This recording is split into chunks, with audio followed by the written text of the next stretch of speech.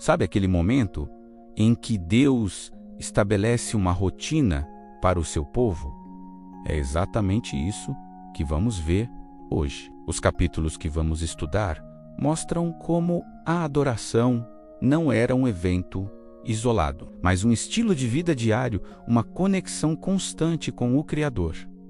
Olá, queridos, a paz do Senhor, bem-vindos a mais um episódio da nossa jornada de leitura bíblica em um ano. Hoje, vamos mergulhar nos capítulos 28, 29 e 30 do livro de Números. Se você está gostando de caminhar conosco pela palavra, já deixa o seu like, porque isso ajuda o YouTube a entender que este conteúdo é relevante e amastrá-lo para mais pessoas. E claro, se ainda não é inscrito, aproveite agora para se inscrever e ativar o sininho. Assim, você não perde nenhum detalhe da nossa leitura. Vamos começar com o capítulo 28.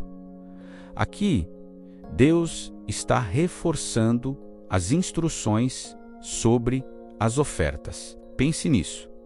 Eles estavam prestes a entrar na Terra Prometida. Uma nova geração, um novo capítulo na história de Israel. E o que Deus faz? Ele lembra eles da importância de manter a adoração em primeiro lugar. Não era só sobre os grandes sacrifícios, mas sobre a constância. O capítulo começa com a oferta diária, o holocausto contínuo. Todas as manhãs e todas as tardes, um cordeiro era oferecido. Isso nos ensina algo poderoso.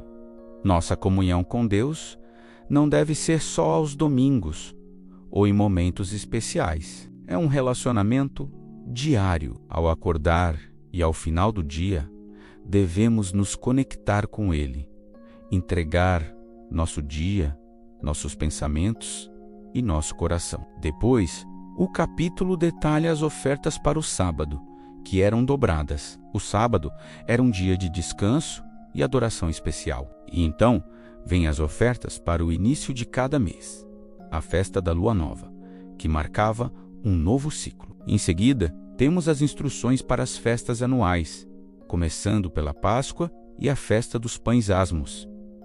A Páscoa celebrava a libertação do Egito, a redenção. E logo depois, 7 dias comendo pão sem fermento, simbolizando uma vida purificada, separada do pecado. É incrível ver como cada detalhe tinha um significado profundo, apontando para a santidade e a redenção que Deus oferece. O capítulo 28 termina com a festa das semanas, ou Pentecostes, que acontecia 50 dias depois da Páscoa. Era uma celebração da colheita, um momento de gratidão a Deus pela provisão. O povo trazia os primeiros frutos da sua terra como oferta. Isso nos lembra de sermos gratos por tudo que Deus nos dá e de oferecermos a Ele o nosso melhor, as primícias do nosso trabalho, do nosso tempo, dos nossos talentos. Agora, vamos para o capítulo 29. Ele continua exatamente de onde o 28 parou, detalhando as ofertas para as festas que aconteciam no 7º mês.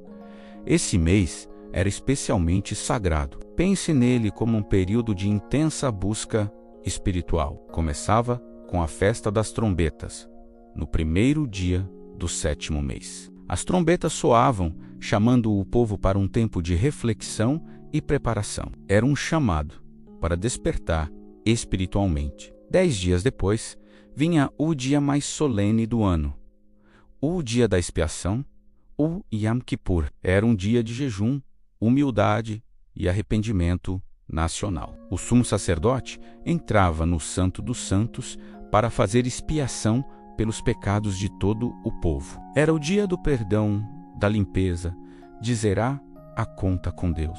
A seriedade desse dia nos mostra o peso do pecado e a maravilha da graça de Deus, que providenciou um caminho para o perdão. E para nós, hoje, isso aponta diretamente para o sacrifício perfeito e definitivo de Jesus Cristo na cruz. E para fechar o ciclo de festas do 7º mês, 5 dias depois do dia da expiação, começava a festa dos tabernáculos, ou festa das cabanas. Essa era a festa mais alegre de todas. Durante 7 dias, o povo vivia em cabanas feitas de galhos, para se lembrarem do tempo em que peregrinaram no deserto, e Deus cuidou deles. Era uma festa de gratidão pela colheita final e, principalmente, pela presença constante de Deus.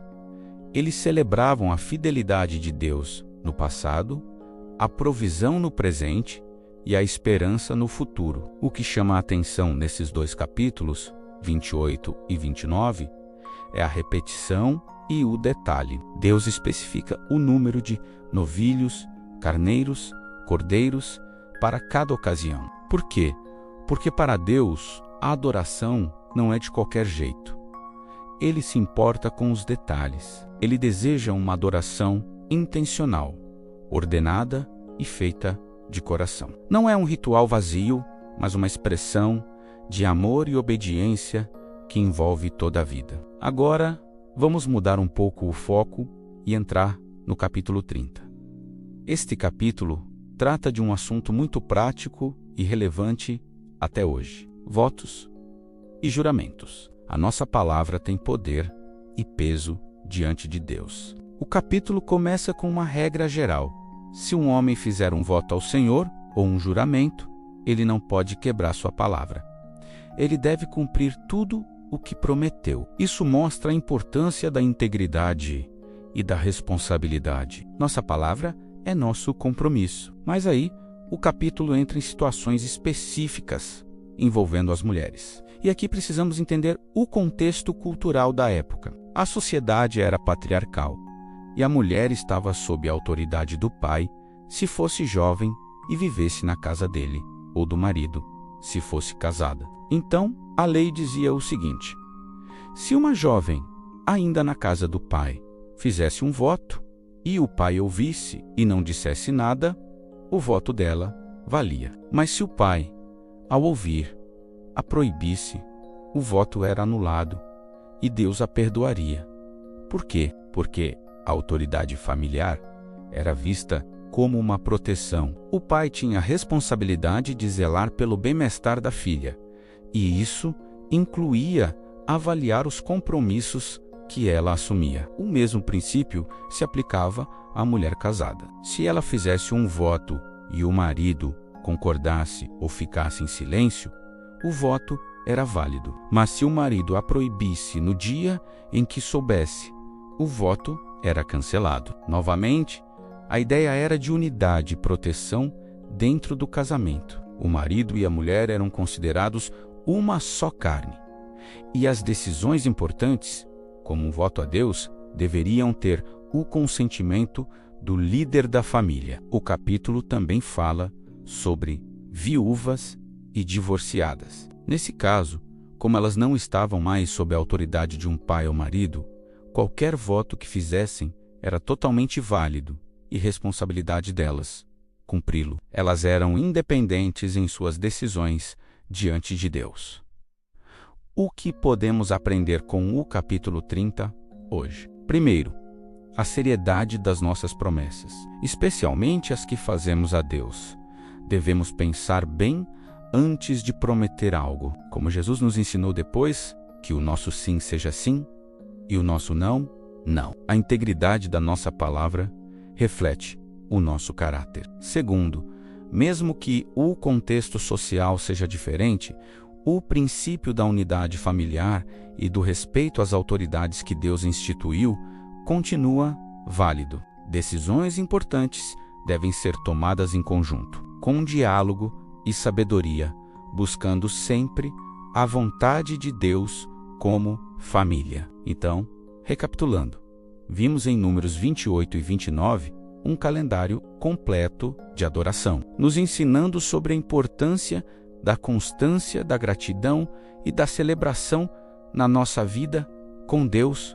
E em Números 30, aprendemos sobre a santidade da nossa palavra e a responsabilidade que temos com os compromissos que assumimos. Esses capítulos, que às vezes pulamos por parecerem repetitivos, são na verdade um tesouro de ensinamentos práticos para o nosso dia a dia. Eles nos mostram um Deus que se importa com a nossa rotina, que deseja fazer parte de cada momento da nossa vida e que valoriza a ordem, a integridade e a adoração que vem de um coração sincero. Espero que essa reflexão tenha abençoado sua vida. Se você foi tocado por essa palavra, não se esqueça de compartilhar este vídeo com seus amigos e familiares. Vamos espalhar a luz da Bíblia juntos. Deixe seu comentário aqui embaixo, me contando o que mais te chamou a atenção nesses capítulos. Eu adoro ler e interagir com vocês. Obrigado por sua companhia em mais essa etapa da nossa leitura. Continuem firmes no propósito. Que Deus abençoe sua vida.